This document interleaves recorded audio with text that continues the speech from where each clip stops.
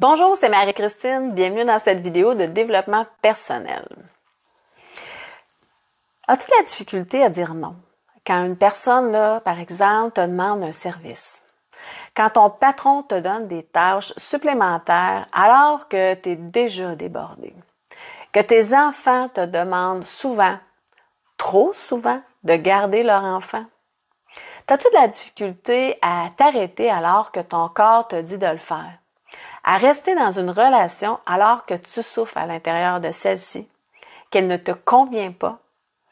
As-tu de la difficulté à mettre tes limites? Dans les prochaines minutes, on va explorer les limites personnelles en définissant c'est quoi une limite personnelle, pourquoi elles sont si importantes et les conséquences qui peuvent découler du non-respect de ces limites personnelles. C'est quoi une limite personnelle? Nos limites personnelles sont des lignes ou des frontières émotionnelles, physiques et psychologiques qui définissent ce qu'on considère comme acceptable en termes de comportement, d'interaction et de traitement par les autres. Ainsi que ce qu'on est prêt à tolérer en termes de comportement, d'attitude, de limites de temps, d'espace personnel, d'engagement, d'intimité émotionnelle, etc. Ces limites sont propres à chaque individu et varient en fonction de nos expériences, de nos valeurs, de nos besoins et de notre compréhension de nous-mêmes. En d'autres termes, nos limites personnelles, ça constitue un code de conduite interne qui guide nos interactions avec les autres et notre relation avec nous-mêmes. Les limites personnelles sont importantes pour plusieurs raisons essentielles. Entre autres, la préservation du bien-être émotionnel et mental. En définissant et en respectant nos limites, on protège notre santé mentale et émotionnelle. Ça nous permet de maintenir un équilibre émotionnel, de réduire le stress et de prévenir l'épuisement. La protection de l'intégrité personnelle. Les limites nous aident à maintenir notre intégrité personnelle en empêchant les autres de nous manipuler, d'abuser de nous ou de nous exploiter de quelque manière que ce soit. Le maintien de l'estime de soi. En respectant ces limites, on renforce notre estime de nous-mêmes. On montre qu'on se respecte et qu'on mérite d'être traité avec respect par les autres. La prévention de la surcharge. En définissant des limites claires, on évite de se surcharger de responsabilités, d'engagement ou de tâches, ce qui peut entraîner un stress excessif et un épuisement. L'établissement de relations saines.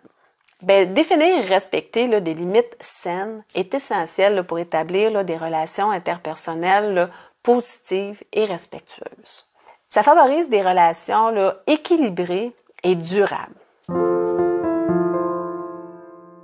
Maintenant, les conséquences du non-respect de ces limites personnelles. Le non-respect de nos limites personnelles, ça peut avoir un certain nombre de conséquences négatives pour nous. Voici quelques-unes de ces conséquences négatives-là. Premièrement, le stress et l'anxiété accrue. Lorsqu'on ne respecte pas ces limites, on peut ressentir un niveau accru de stress et d'anxiété, ce qui peut affecter notre bien-être général, tant émotionnel que psychologique. L'épuisement. Le non-respect constant de nos limites personnelles, ça peut entraîner un épuisement physique et émotionnel, ce qui peut rendre difficile la réalisation de nos responsabilités quotidiennes. La baisse de l'estime de soi. Le fait de ne pas défendre nos limites, ça peut faire en sorte qu'on va se mettre à douter de nous, de nos propres besoins et de notre propre valeur personnelle. Ce qui peut entraîner une baisse de l'estime de soi. Le sentiment de frustration et de ressentiment. Évidemment, on peut ressentir de la frustration et du ressentiment envers nous-mêmes ou envers les autres, envers les personnes qui ne respectent pas nos limites. Difficultés dans les relations.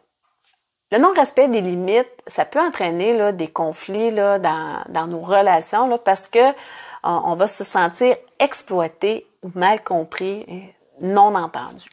Oser dire non, respecter ses limites, ça fait peur. Oui, parce qu'il y aura toujours des conséquences, le plus souvent là, désagréables.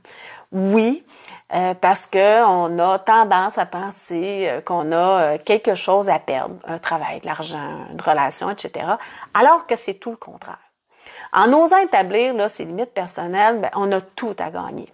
Une meilleure santé, un plus grand bien-être intérieur, des relations plus vraies, plus saines, mais surtout l'amour de soi. En résumé, là, les limites personnelles là, sont les frontières là, qui déterminent là, ce qu'on est prêt à tolérer en termes de comportement, d'attitude et de limites de temps, là, d'espace personnel, d'engagement, d'intimité là, émotionnelle, là, etc. Ça peut varier d'une personne à l'autre et évoluer dans le temps. Les limites personnelles sont importantes parce que elles nous permettent d'établir là, une relation le plus saine avec soi-même et du coup avec les autres, de préserver notre santé physique, notre santé mentale, notre estime de soi et beaucoup plus encore. Souviens-toi toujours que de toutes les personnes que tu vas rencontrer dans ta vie, tu es la seule avec laquelle assurément tu vas passer le reste de tes jours. Or, tu es la personne la plus importante dans ta vie et il est primordial de te respecter si tu désires être une bonne compagnie pour toi. Faire croître ton bien-être intérieur, établir des relations saines et harmonieuses dans toutes les sphères de ta vie et vivre une vie épanouissante. Si tu as aimé cette vidéo et qu'elle t'a été utile, je t'invite à la partager avec des personnes de ton entourage et à t'abonner à ma chaîne là, pour plus de contenu en développement personnel. Si tu as des questions ou si tu souhaites là, en savoir plus sur un sujet particulier, bien, laisse un commentaire là, sous la vidéo ou visite mon site au www.seme.ca. Merci de m'avoir rejoint là, sur cette chaîne et à la prochaine.